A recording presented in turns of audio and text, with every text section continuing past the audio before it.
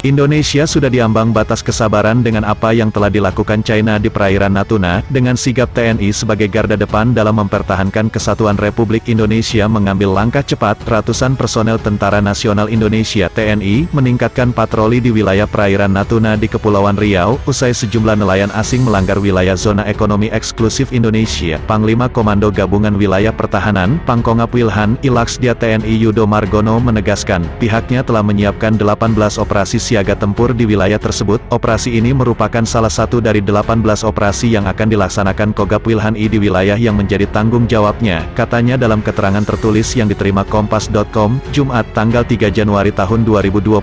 Sementara itu, dilansir dari Antara, Yudo menyatakan, hingga hari Minggu kapal nelayan China masih bertahan di Laut Natuna, Kepulauan Riau. Mereka didampingi 2 kapal penjaga pantai dan 1 kapal pengawas perikanan China, kata Yudo Margono dalam konferensi pers di Pangkalan Udara TNI AL di Tanjung Pinang, Kepri, Minggu, tanggal 5 Januari tahun 2020. Kapal-kapal asing tersebut, menurut Yudo, bersikukuh melakukan penangkapan ikan secara legal yang berjarak sekitar 130 mil dari perairan Ranai, Natuna.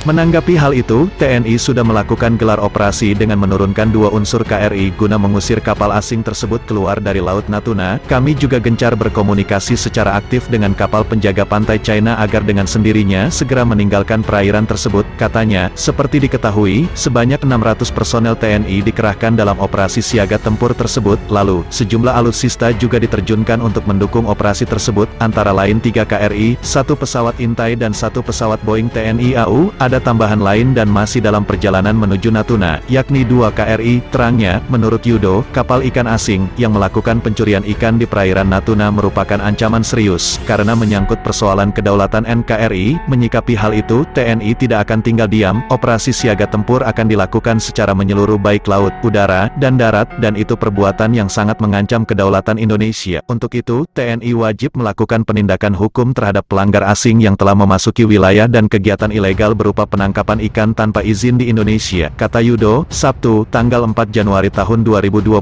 Sementara itu, terkait keberadaan kapal Coast Guard China di utara dan timur Pulau Laut Natun, Yudo mengimbau para nelayan di Natuna untuk tidak takut melaut. Pasalnya, secara persuasif, TNI telah memperingati kapal China bahwa mereka sudah menerobos sekaligus menangkap ikan secara ilegal di Laut Natuna.